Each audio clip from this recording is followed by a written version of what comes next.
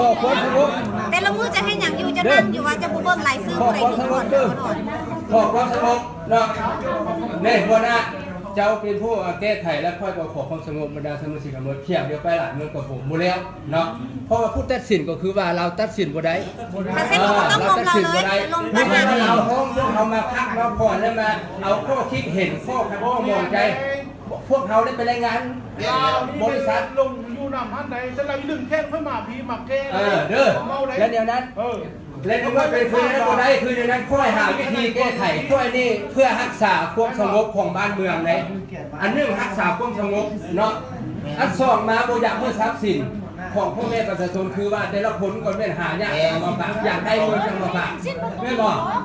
ในเมื่อเป็นคือในนั้น เราต้องจดไปหาเงินให้แบบ เดี๋ยวนี้อาจจะโซนจะเอ็นนาลีนะคำเสนอของมีไปแจ้งประธานนะเดี๋ยวนี้นะให้แบบนี้ เพื่อบริษัทมีความก้าวหน้าแล้วค่อยอยากเว้าจังสิอันที่บทถือผ่านมานี่บริษัทปฏิบัติบทถือแล้วเว้าเดี๋ยวเราก็เว้าบทถือตามการสัญญาของอะไรของประชุมในเมื่อบทถือคือในนั้นผู้เชื่อลองเบิ่งเอาท่าอาคมมาเจ้าบริษัทนี่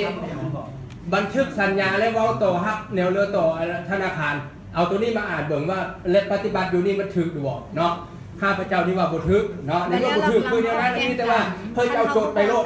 เจ้าต้องเอาตัวนี้นี่ไปแจ้งต่อบริษัทเลขแจ้งต่อ